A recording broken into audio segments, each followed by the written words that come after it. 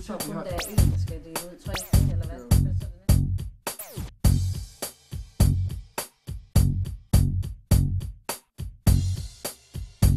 Banke, banke på.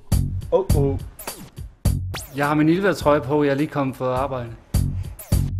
Jeg kommer fra Rema 1000, men jeg har godt nok ikke mit tøj på. Så jeg er fri for ham. Lise og Anders kommer lige fra arbejde. Jeg hedder Lise. Jeg er 23 år. Jeg bor på Grammolet. Ja, jeg hedder Anders, jeg er 21 år. Og jeg er gået i skole på CSV.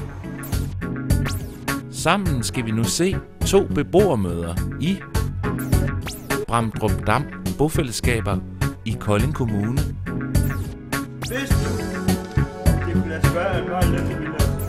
Og på Sydtoften i Grindsted, Billund Kommune.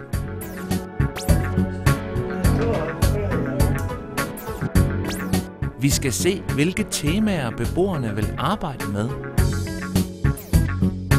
Der er nogen, der råber lidt med, men der er nogen, der fyrer nogle jokes af og sådan lidt forskelligt. Så der kommer en sjov kommentar ind imellem.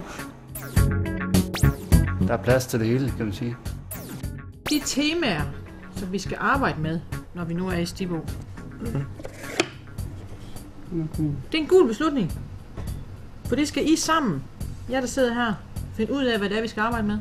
Hver især skulle vælge 4 af de her. Der er rigtig mange emner her. Ja. Vælge 4 emner ud, Okay. som I rigtig godt kunne tænke jer at arbejde med. Ja. Så er der lavet sådan noget her, der hedder et temakatalog, hvor de alle sammen er i de temaer, I kan vælge imellem. Og der, hvor der så er flest navne, så har vi egentlig snakket om, at så var det, som det skulle være. Sådan lidt demokratisk. Ja. Skal vi prøve at gå dem igennem? Det første, det er jo noget om kærlighed.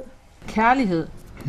Og det er beskrevet sådan, at beboerne ønsker at få råd til at takle kærlighedens op- og nedture og få vejledning til et velfungerende sexliv. Jeg oplevede, dengang jeg var til møde med, da vi skulle vælge nogle emner, så var der nogen, der sagde, hvad med sådan noget for eksempel som sex og sådan noget? Var der nogen pædagoger, der skulle være med til det?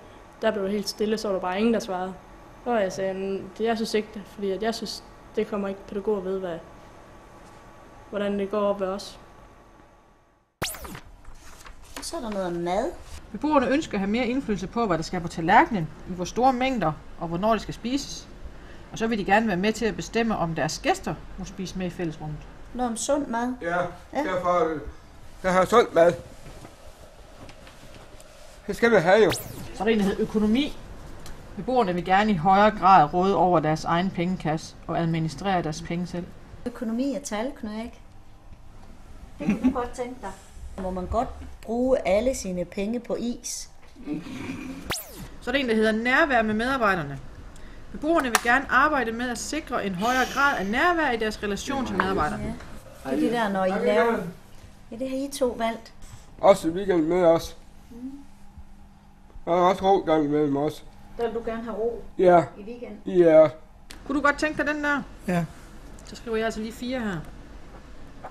Fordi det er tema 4. Så må vi se, hvad de andre synes. Så skal I jo blive enige til sidst.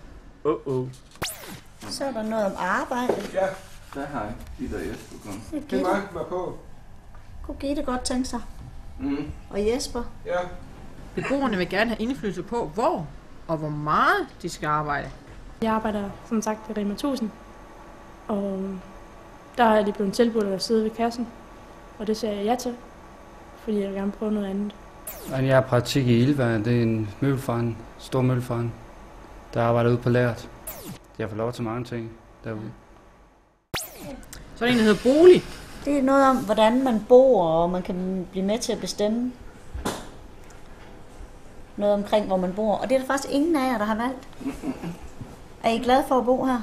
Ja. Hjælp til at håndtere de konflikter, der kan opstå, når man bor så tæt sammen i et botilbud. Så er der en, der hedder at hjælpe hinanden. Man skal hjælpe hinanden. Hjælpe hinanden med. Ja. Og så skal jeg ikke have en travlt bag ved køkken. Er det sådan, når du laver mad, så vil du gerne have fred og ro om i køkkenet? Ja. Ja. Kommer den. Ikke nogen, der siger noget til dig, hvordan du skal gøre tingene, eller hvad? Nej. Jeg hjælper tit mine venner med nogle ting og sådan noget. Hvis de lige har brug for det, de hjælper mig, så hjælper jeg dem. Så er der en, der hedder fritid. Beboerne ønsker selv at bestemme, hvad der er på programmet i deres fritid. Og så vil de gerne have mere indflydelse på, hvor ferieturen går hen. Fritid. Prøv at se, hvor mange navne der er her på. Det er nemlig jer alle sammen. Du keder dig nogle gange, når du er fuld. Ture. Nogle flere ture. Ja. Har du nogle idéer til, hvad du kunne tænke dig? Nej. Det er svært med det med fritid. Jeg har nok at prøve nyt, kan imellem. Ja, det er Sådan en gåtur, eller cykeltur, eller selv vil. Og så hjælpe hinanden. Så er det en, der hedder medarbejderne. Jeg vil gerne bestemme, hvem der skal ind i mit liv. Det er der ikke rigtig nogen af jer, der har skrevet på til. Nej. Større indflydelse på sammensætningen af medarbejdere og på arbejdsplanerne på botilbud. Så står der følelser. Hvad er det? Ja, hvad er det for noget følelser? Det er Gitte og mig. Der står Gitte og Anja og Michael. I kunne godt Dag. tænke jer at snakke om følelser. Anja. Og hvordan snakker vi om følelser? Det kan være sådan noget som sorg og angst, hvis man er bange. Og kæresteproblemer, og hvis man er alene. Bedre til at tale om det svære og give hinanden plads og tid til at være ked af det. Det er natten der. Mørk, rigtig mørk. Men nu er jeg bange i natten. Ja, det er... Ja, Hvis der går en bag ved dig, ja, når det er mørkt. ja, Ja, vil du godt lide, der er mange med.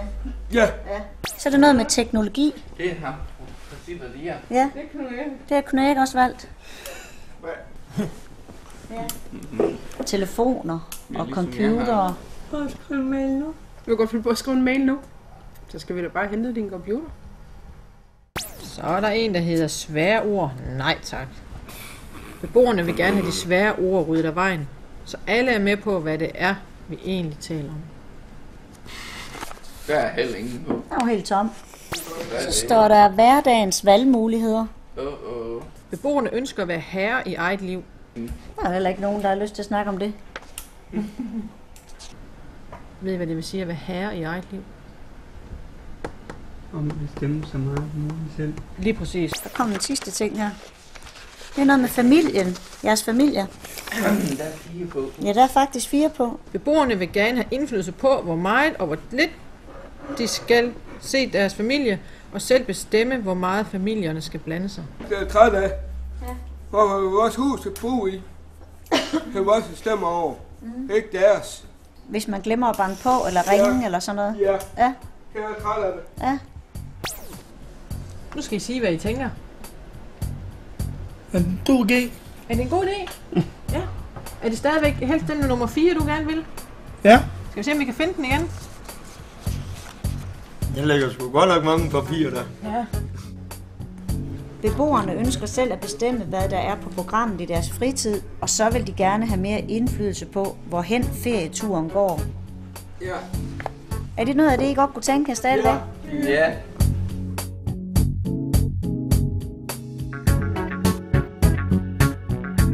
En farvel med jer, når jeg skal til herreklub.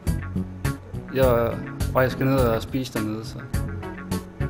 Farvel med jer, og jeg skal til tøseaften. Så spille Wii med tøserne.